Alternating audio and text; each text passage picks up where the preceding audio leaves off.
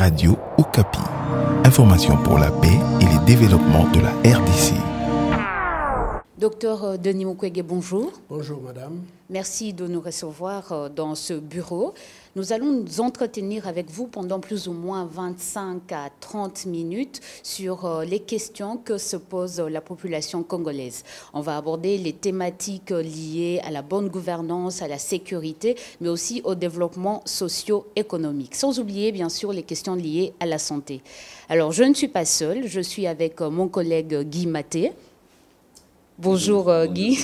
Bonjour Guy. Bonjour docteur. Okay. Et je laisse donc la parole à Guy qui va commencer en vous posant la première question. Merci Cynthia. Docteur Denis Mukwege, réparateur des femmes. Beaucoup de questions se posent dans la société. Les gens continuent à se demander aujourd'hui pourquoi cet homme qui a toujours réparé les femmes, qui a toujours soigné nos mamans, nos jeunes filles, aujourd'hui il accepte d'abandonner cette vocation et d'entrer dans la danse, comme on dit, d'entrer dans les jeux politiques. Qu'est-ce qui vous pousse à présenter votre candidature à la présidentielle de 2023? Merci, Monsieur Maté, pour la question. Je m'en vais directement vous dire que je n'ai rien abandonné. Au contraire, je suis dans la poursuite de ce que j'avais commencé. Ça fait 30 ans que notre pays connaît une situation particulièrement difficile où le corps des femmes a été transformé en champ de bataille. Donc sur le plan médical, j'ai pu faire ce que je pouvais faire, donc soigner, mettre en place de pratiques ou de techniques chirurgicales nouvelles. Nous avons aidé ces femmes sur le plan psychologique, sur le plan socio-économique et sur le plan légal, nous essayons de faire de notre mieux. Mais est-il que pendant tout ce temps, je m'étais rendu compte qu'au bloc opératoire, je n'étais pas efficace, puisque finalement, les femmes que j'avais soignées revenaient pour la deuxième, la troisième fois, puisque la guerre, finalement, elle est toujours là, et cette guerre continue à détruire ces femmes. Mes plaidoyers sur le plan national, régional, international arrivaient à un certain niveau où il était nécessaire que ces plaidoyers puissent être accompagnés par une action puissante du gouvernement. Il y a des choses que, comme société civile, je pouvais faire, mais il y a d'autres choses que je ne pouvais pas faire comme société civile. La souffrance a trop duré. Et aujourd'hui, nous sommes dans une position où tout simplement nous nous disons qu'il n'est plus possible de rester spectateur de cette guerre. 3 décennies de guerre, c'est énorme pour une population. Donc j'ai décidé de porter ma candidature à la magistrature suprême pour mettre fin à la guerre, mettre fin à la faim et mettre fin au vice. Et ces trios ces 3 fins, ce sont en fait les outils utilisés par les ennemis du peuple congolais pour le maintenir dans une forme d'esclavage. Puisqu'aujourd'hui, quelqu'un qui ne peut pas manger à sa faim, quelqu'un qui vit dans une tente avec les intempéries, qui se déplace tous les 6 mois, déplacé par les groupes armés, on ne peut pas appeler ça une vie, c'est une forme d'esclavage que notre population est en train de vivre. Nous voulons tout simplement restaurer la dignité de ce peuple meurtri pendant 30 ans. Docteur Denis Mukwege, vous parlez de vices. Aujourd'hui, l'un de ces vices s'avère être la bonne gouvernance. Le pays est un mauvais élève quand on parle de bonne gouvernance. Il y a des rapports à l'international qui nous classent toujours parmi les derniers. Une fois élu, s'il arrivait que vous êtes élu, comment est-ce que vous espérez corriger cette situation ? Bon, la question de la bonne gouvernance, c'est une question qui a été abordée dans notre projet de société. Et nous pensons que cette question de bonne gouvernance va tout simplement nous amener à transformer beaucoup de choses dans notre pays pour pouvoir faire une gouvernance qui nous permet, qui permet à ces peuples congolais de retrouver sa dignité. Et la première chose, c'est la transparence dans la gestion et la reddition des comptes. C'est très très important que nous puissions avoir une transparence dans la gestion et la reddition des comptes seront les deux piliers importants que nous comptons utiliser pour en fait enrayer cette mauvaise gouvernance dans notre pays. La deuxième chose, c'est en fait créer une certaine responsabilité mutuelle à tous les niveaux.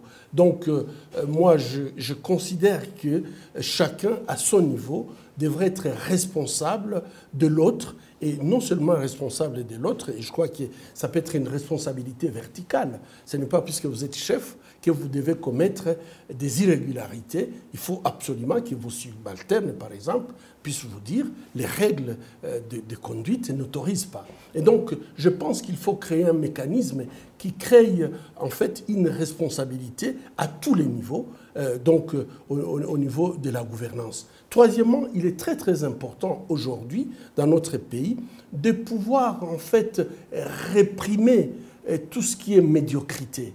Et si on réprime la médiocrité, il faudra aussi célébrer l'excellence.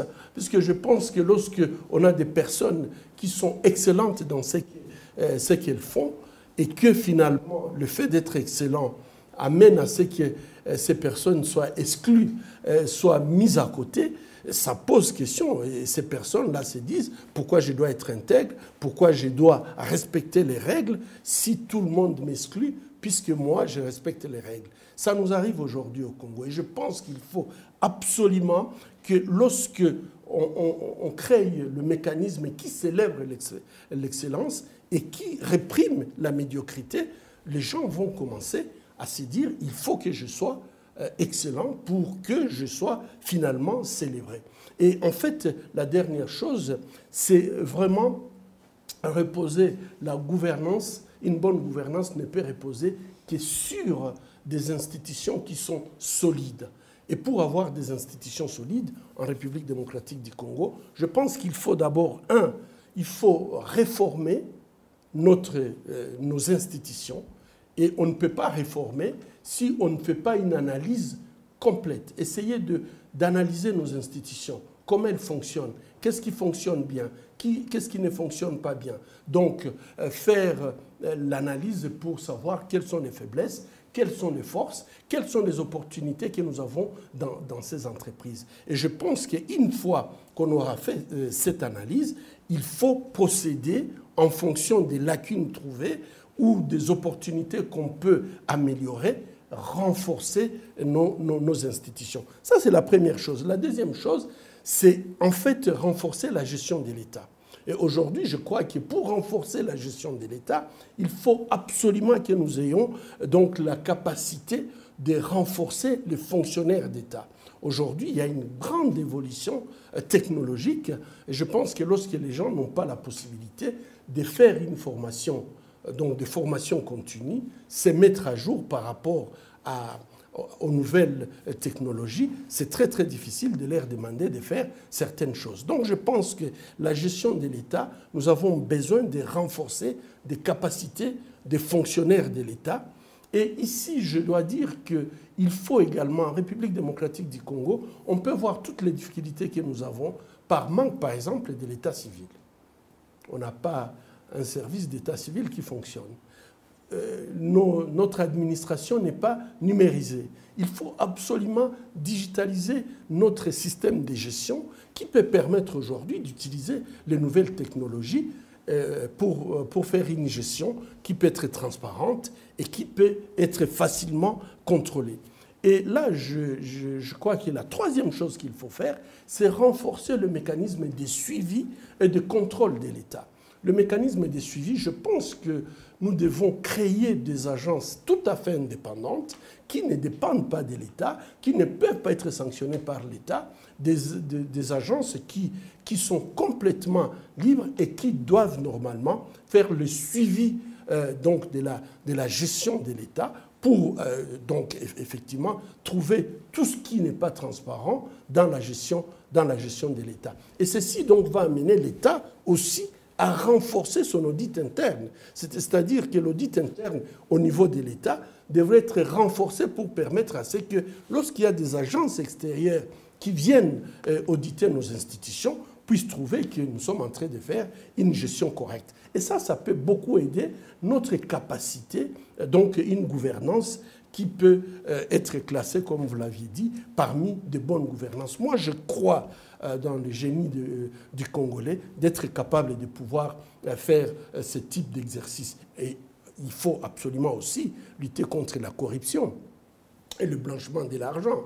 Je pense qu'aujourd'hui, quand vous voyez la masse de cash qui circule entre les mains non traçables, ça c'est un facteur de la mauvaise gouvernance. Je pense que toute masse monétaire devrait être traçable et savoir pourquoi cet argent est en circulation. Ce n'est pas le cas aujourd'hui et ça favorise tout simplement la fraude et la corruption. Et donc je pense qu'il faut absolument lutter contre la corruption et lutter aussi contre le blanchiment de l'argent. Et lorsque vous parlez... Je pourrais terminer en disant nous avons besoin également de renforcer des capacités statistiques. Puisque vous ne pouvez pas avoir une bonne gouvernance si vous ne savez pas d'où vous partez, où vous allez. Je pense qu'aujourd'hui, le manque de statistiques fait que les gens ils travaillent presque les yeux bandés. Ils ne savent pas d'où ils viennent et d'où ils vont. Où ils vont. Et je pense que c'est très très important de renforcer des capacités statistiques au sein de nos institutions pour permettre d'avoir des bases qui nous permettent de changer les choses dans de bonnes directions et prendre de bonnes décisions puisque nous avons des évidences qui nous permettent de les faire. Merci, mais lorsque vous parlez des mécanismes de suivi, des organes qui seraient autonomes vis-à-vis de l'État et qui seraient chargés, n'est-ce pas, de faire le suivi de la gestion de la chose publique, à ce moment-là, quel serait le rôle du Parlement, le rôle des institutions comme l'IGF, le rôle des institutions comme la Cour des comptes? Je pense que ces organisations ont montré quand même leurs limites et leurs faiblesses, puisque souvent, soumis, vous ne pouvez pas être juge et parti. Et je pense que ces organisations peuvent être renforcées en autonomie et permettre à ce que leur autonomie leur permette en fait de pouvoir faire leur travail correctement. Mais aujourd'hui, on peut voir très bien qu'il y a cette soumission au système qui fait que ces organisations ne donnent pas les résultats escomptés. Oui, votre projet de société est intitulé « Réparer et soigner le Congo ». Vous avez dit la souffrance a trop duré. Si aujourd'hui, Dr Denis Mukwege devient chef de l'État, comment compte-t-il réparer et soigner le Congo sur le plan sécuritaire? On sait que c'est le leitmotiv dans vos discours, hein, l'Est du pays. Comment vous comptez réparer et soigner le Congo sur le plan sécuritaire? Avant d'aller plus loin et vous présenter mon plan sécuritaire, je crois qu'il faut corriger. Beaucoup de gens parlent de l'Est du Congo puisque tout simplement, ils ne voient pas le phénomène Kuluna dans la ville de Kinshasa. Ce sont des jeunes abandonnés à eux-mêmes qui sont capables de tuer, de blesser, de poser des actes tout à fait barbares, des atrocités inimaginables en pleine ville de Kinshasa. Je crois qu'aujourd'hui, nous avons ce qui se passe à Kwamouth, ce n'est pas à l'est du Congo. Donc je crois que quand on voit ce qui se passe à Kisangani, qui se passe à Malembankulu, toutes ces parties sont aujourd'hui dans une situation d'insécurité. Donc moi je considère que le problème de paix et de sécurité en République démocratique du Congo, ça a dépassé l'Est. Aujourd'hui, je dois dire que cette guerre qu'on appelait la guerre de l'Est a donné des métastases, a lancé des métastases plus loin que l'Est. Et ces métastases, on peut très bien voir la violence, même dans la ville de Kinshasa. C'est pour cette raison que le grand motif, la raison principale pour moi de pouvoir présenter ma candidature, j'ai dit, c'est pour mettre fin à la guerre. Et mettre fin à la guerre, je pense que ces plans que je présente à la nation, au peuple congolais, c'est un plan qui peut se décliner en trois étapes. La première étape, c'est qu'il faut une réforme profonde et méthodique du secteur de sécurité. cette réforme doit prendre donc 3 secteurs, l'armée, la police et les services de renseignement. Je crois que c'est très très important de pouvoir tenir compte de ces secteurs de sécurité, car aujourd'hui l'armée que nous avons, après que l'armée de Mobutu ait subi la défaite, on a une armée qui est un mélange de groupes armés qui n'ont pas le même objectif. Nous avons dans l'armée des personnes qui se retrouvent dans l'armée, parfois même haut gradées, mais qui n'ont appris que peut-être à manier leurs armes.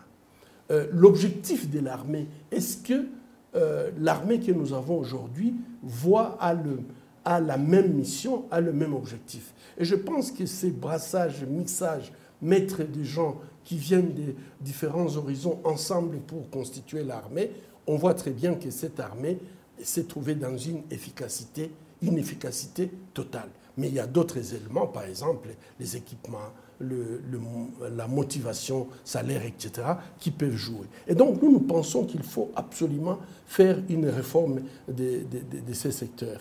Et cette réforme va porter d'abord sur l'armée, car c'est l'armée qui assure donc notre intégrité territoriale. Nous avons besoin d'avoir une armée qui serait faite presque en 3 niveaux. D'abord, avoir une partie de l'armée qui servirait de vigie militaire et donc qui pourra alerter lorsque, à chaque fois, nos frontières sont attaquées. Mais pour qu'ils puissent donner l'alerte, il faudrait que nous ayons une armée suffisamment organisée, capable de se mobiliser, donc qui peut être rapide et qui peut se mobiliser quand on a besoin et efficace. Et ça sera le plus gros de notre armée. Et l'interarmée que nous aurons, ça sera donc une force qui va être constituée, mais qui aura une mission beaucoup plus large, puisque nous sommes un pays à vocation internationale, et donc nous avons besoin d'avoir une force interarmée. Et donc moi je pense que pour constituer cette armée, il faudrait qu'assez rapidement on puisse faire l'inventaire. Qu'est-ce que nous avons en termes d'armes? Qu'est-ce que nous avons en termes de munitions? Qu'est-ce que nous avons en termes d'hommes? Et il faut absolument que cet inventaire puisse nous permettre de savoir exactement quelle est la situation de notre armée aujourd'hui.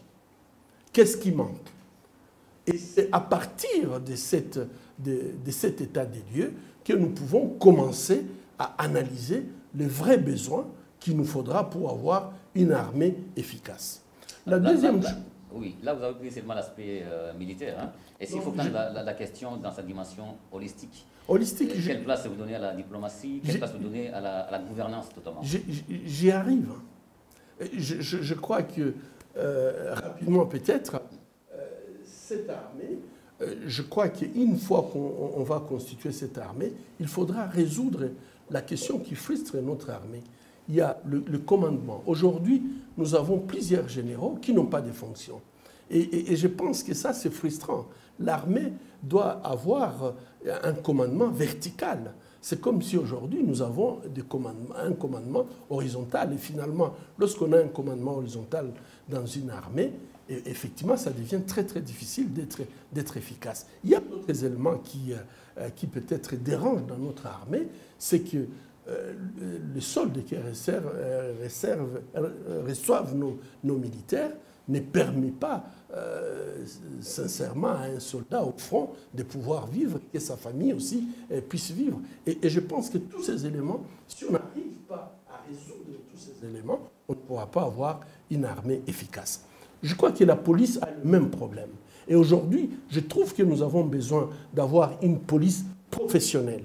Et ça, je ne vais pas m'étendre, mais la police qui doit assurer donc notre sécurité intérieure des biens et des personnes devra avoir des compétences. Nous devons avoir des criminologues, nous devons avoir des policiers qui sont des médecins légistes, nous devons avoir dans la police de l'air, la police des mines, etc. Et toutes ces polices-là aujourd'hui manquent. Ça fait que même à l'intérieur de nos frontières, nous ne sommes pas sécurisés, puisqu'il n'y a pas une police efficace pour pouvoir le faire. Et le service de renseignement capable d'anticiper. On ne doit pas toujours être surpris par des événements. Si on a un service de renseignement capable, c'est un service qui doit anticiper les troubles qui peuvent venir au pays. Et donc moi, je pense que ça, c'est sur le plan militaire, donc la réforme du secteur de sécurité. Vous vouliez bien que je parle du cadre. Nous pensons que le cadre qui est utilisé aujourd'hui, c'est la conférence internationale de la région des Grands Lacs. Mais ce cadre a montré ses limites. Nous pensons qu'aujourd'hui, on a besoin d'avoir un cadre qui peut être un cadre africain, mais qui est au-delà de la CIRGL, puisque malheureusement, il y a des pays membres des CIRGL qui sont également belligérants. Et moi, je crois que le principe de subsidiarité en République démocratique du Congo, ça ne fonctionne pas, puisque en fait, on ne voit pas dans la même direction.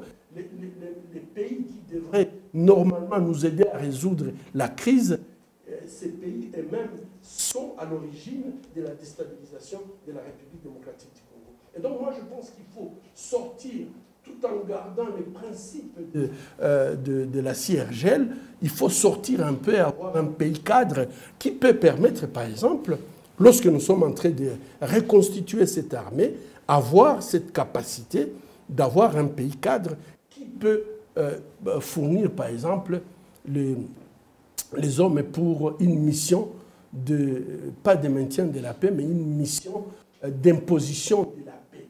Et je crois que j'insiste sur ça, puisque lorsqu'on a une mission d'imposition de la paix, c'est différent de la MONUSCO. Moi, je suis d'accord que la MONUSCO a montré ses limites, mais également les forces étrangères qui sont chez nous ont montré également leurs limites.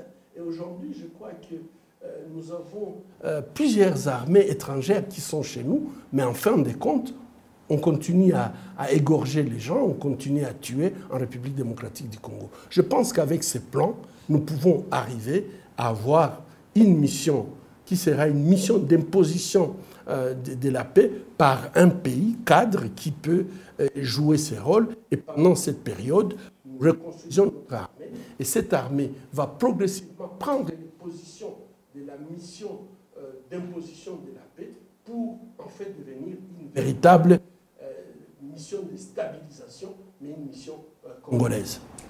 Docteur Denis Mukwege, cette réforme qui paraît tellement ambitieuse pourrait être butée à une difficulté financière. Pourquoi justement? Parce qu'aujourd'hui, il y a un décalage entre la richesse potentielle du pays et la richesse réelle. Vous savez qu'on est vraiment un poids lourd minier à l'international. On fournit 70% du cobalt au mondial. Quand on prend la richesse au niveau écologique, nous avons un des plus grands bassins aussi au niveau écologique. Quand on revient, quand on parle de la richesse halieutique, le Congo est là avec beaucoup d'autres potentialités.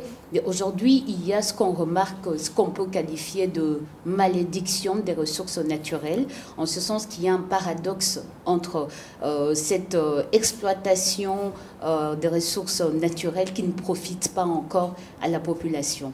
Alors, comment faire opérer le miracle congolais ?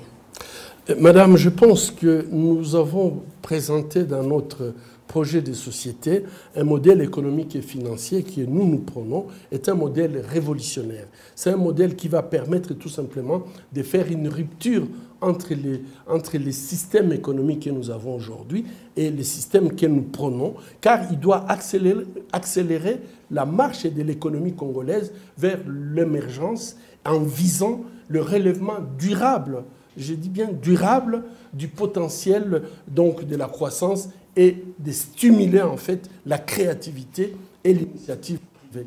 Je pense que ça, c'est l'idée que nous avons. Il faut absolument que nous ayons notre potentiel de croissance, nous puissions le relever et de façon durable, et que ça ne soit pas un relèvement périodique. Et tout ce que vous aviez décrit comme richesse que nous avons peuvent nous permettre en fait de relever de façon durable notre croissance. Mais il faut stimuler aussi la créativité. Il faut que nos jeunes on puisse les aider à créer des start-up, être capables de pouvoir imaginer des solutions adaptées à notre pays et donc soutenir cette initiative privée, que ce soit des entreprises, que ce soit de notre jeunesse. Et cette nouvelle économie que nous imaginons, une nouvelle économie congolaise, doit atteindre 3 objectifs. Et je pense que la première chose, c'est une transformation structurelle. Il faut absolument, l'économie que nous avons aujourd'hui, c'est une économie sclérosée. C'est une économie qui ne permet plus de répondre aux besoins.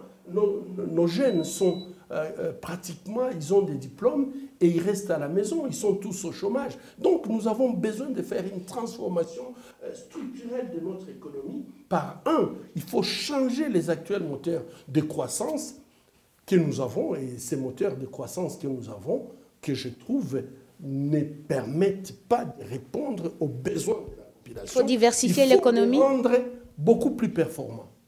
Et donc, dans cette transformation, effectivement structurelle, nous devons développer les nouveaux secteurs créateurs de richesses, mais également des emplois et une inclusion sociale. Donc, ça veut dire que nous avons la capacité, avec tout ce que vous aviez dit, si on cite tous ces minéraux, je vous donne un exemple, c'est par exemple prendre tout simplement une mesure qui veut que nous ne puissions pas exporter tout à l'état brut et que nous puissions commencer un début de transformation que nous pouvons faire localement. Ça, c'est déjà, ça peut permettre que nous puissions entrer dans la chaîne des valeurs, ce qui va permettre de donner des emplois, mais aussi on aura une plus-value qu'on pourrait avoir au lieu d'exporter tous les minéraux à l'état brut. Madame, je vais vous dire une chose. Je viens d'une ville où on compte les incendies presque chaque semaine. Il y a des incendies. Et j'ai posé des questions à certains spécialistes par rapport à ça. C'est où, c'est à Bukavu? À Bukavu. Vous savez, le grand problème, c'est que nous sommes des exportateurs du cuivre. Parmi les grands exportateurs mondiaux du cuivre.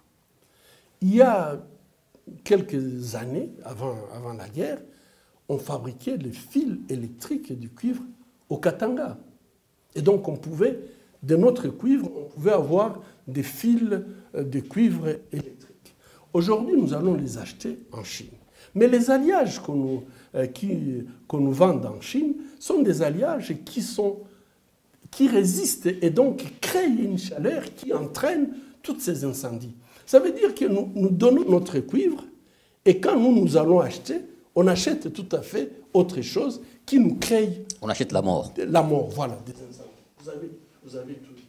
Pourquoi, il y a 15 ans, on était capable de fabriquer, ce n'est pas une technologie très compliquée, les fils électriques pour la consommation locale, et qu'aujourd'hui, nous devons importer ça des autres qui ne produisent pas les cuivres, mais qui nous vendent des alliages qui ne sont pas corrects. Et donc, moi, je pense qu'il y a moyen de développer les nouveaux secteurs, créateurs de richesses, mais aussi créateurs des emplois. Et ça peut permettre donc de restructurer, de transformer notre économie.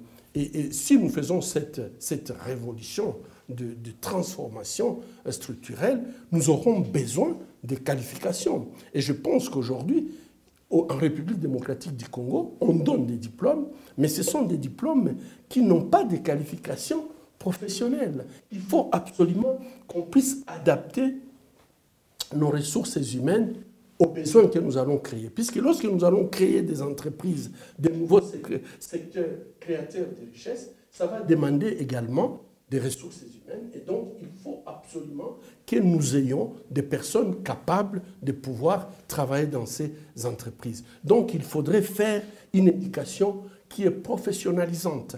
Donc, lorsque vous formez quelqu'un à l'école, il faut que ça soit en fonction des besoins de notre industrie, de notre économie. Et là, je pense que si nous arrivons à faire ça, assez rapidement, notre économie va tout simplement changer. Et je vais vous donner la dernière chose. En 1959, on avait plus de 9000 industries. Mais docteur Aujourd'hui, on n'en a que 500.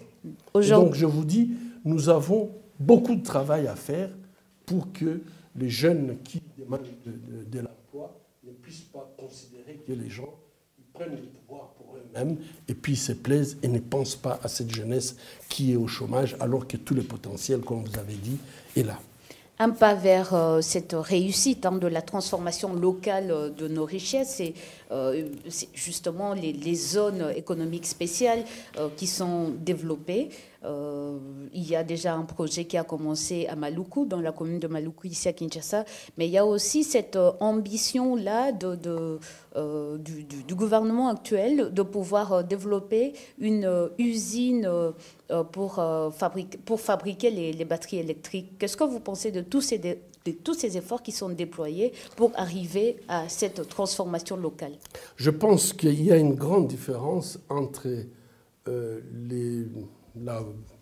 la volonté, la concrétisation, puisqu'on peut dire nous voulons faire, mais parfois peut-être nous voulons voir ça. Mais à mon avis, s'il y a des efforts à faire sur le plan économique, c'est vraiment de pouvoir industrialiser notre pays en créant tout simplement donc de nouveaux secteurs, et ces secteurs qui doivent être des secteurs créateurs non seulement des richesses, mais également des emplois. Et je pense qu'il faut encourager toutes ces idées. Vous imaginez, nous sommes des premiers producteurs mondiaux du cobalt.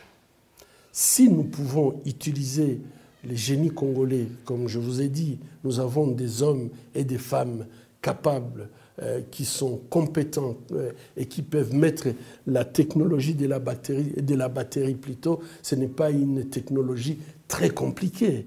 Et donc, moi, je pense que si nous allons utiliser notre cobalt pour fabriquer des batteries et que nous ayons toute la chaîne de production, de matières premières jusqu'à vendre la batterie, vous vous rendez compte, non seulement on va absorber tous les jeunes, beaucoup de jeunes qui cherchent du travail, à l'intérieur, mais aussi à l'extérieur, puisqu'il faut commercialiser. Et pour commercialiser, donc, nous allons commercialiser dans le monde entier, où, en fait, pour toute la question du changement climatique, aujourd'hui, la solution, elle est congolaise pour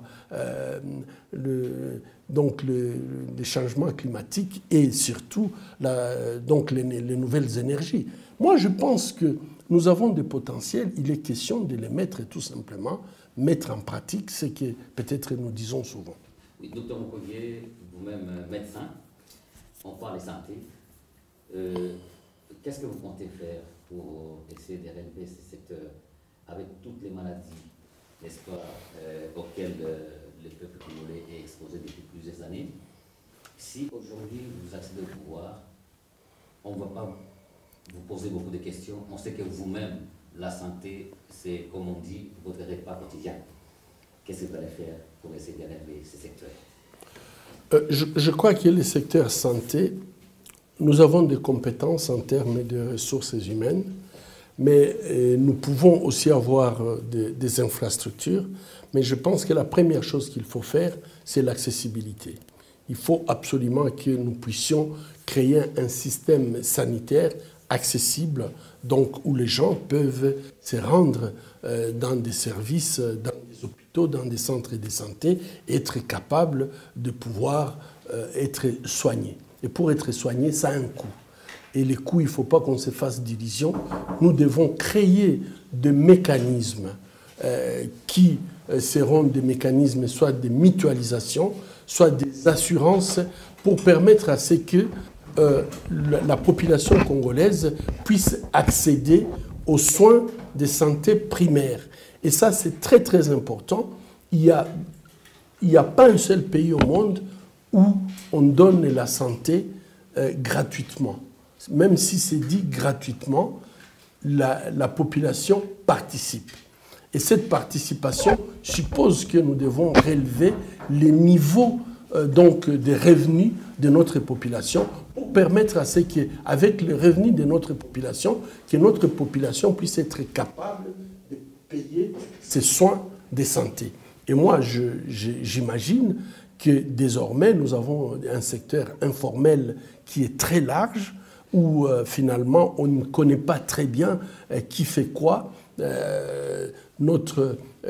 L'assiette fiscale au Congo, elle est tout simplement représentée par environ 150 à 200 000 contribuables. Ça, c'est rien pour un pays de 100 millions d'habitants. Si on compare, par exemple, à nos voisins, le Kenya, qui a peut-être la moitié de notre population, et a déjà 30% de sa population qui participe donc au trésor public. Et donc moi, je pense que nous devons faire un effort pour que les Congolais qui travaillent même dans l'informel puissent avoir une carte que j'appellerais la carte fiscale ou le numéro fiscal. Et avec ces numéros fiscaux, ça donne droit à certains services sociaux, tels que l'éducation, la santé, etc. Et ça va stimuler notre population à participer à la construction en payant leurs impôts. Vous savez, nos parents, ils étaient fiers de vous montrer leur carnet d'impôts qu'ils appelaient Bukuya Pako enfin, dans différentes langues, mais ils étaient fiers de l'avoir. Aujourd'hui, nous avons une jeunesse qui ne connaît même pas. Quelqu'un, il travaille et pour lui, les impôts, ça ne veut rien dire. Mais je pense que lorsque nous créons cette carte, donc cet numéro fiscal qui vous donne droit à la santé, droit à l'éducation, qui permet à ce que votre enfant, lorsqu'il est meilleur, il peut avoir une bourse d'études, je crois que les parents vont voir que l'État s'occupe d'eux et qu'ils vont participer. Ils vont participer par leurs taxes et leurs impôts, et par ces impôts, il y aura une partie qui va servir à la santé pour tous. Et couverture santé universelle, comment? Exactement. Qu'est-ce que vous en dites? C'est ces mécanismes, en fait. Les gens, ils parlent de la couverture de la santé universelle, mais ils ne nous disent pas comment on va le faire. Moi, je viens de vous expliquer comment on va le faire. Lorsque vous êtes agriculteur, ou vous êtes paysan, on vous dira, messieurs, vous êtes paysans, nous allons mettre à votre disposition des agronomes, des techniciens de développement rural, des vétérinaires, mais vous devez par exemple produire, il faut qu'à la fin de l'année, vous ayez montré que vous aviez produit au moins 3 600 $, ce qui fait 10 $ par jour. Ce n'est pas aller gratter un peu la terre et vous revenez, vous dites je suis paysan. Et lorsque vous avez atteint ces SMIC, donc un minimum de 300 $, ça vous donne droit à cette carte fiscale, mais ça donne aussi l'obligation de participer à la construction nationale, donc les impôts. Et lorsque nous avons une participation plus large de la population, donc nous pouvons leur donner cette couverture universelle de la santé. Alors, docteur Denis Mukwege, on pouvait rester des heures, hein, mais malheureusement, on a un timing à respecter. On arrive tout doucement vers la fin de notre entretien.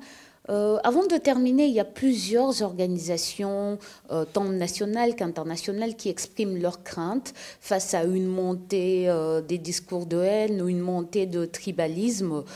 Si le docteur Denis Mukwege est élu, cet homme qui prône la pacification du pays, la paix, qu'est-ce qu'il ferait pour pouvoir restaurer la cohésion nationale qui, pour le moment, est mise à mal selon tous ces acteurs que j'ai cités au début de ma question?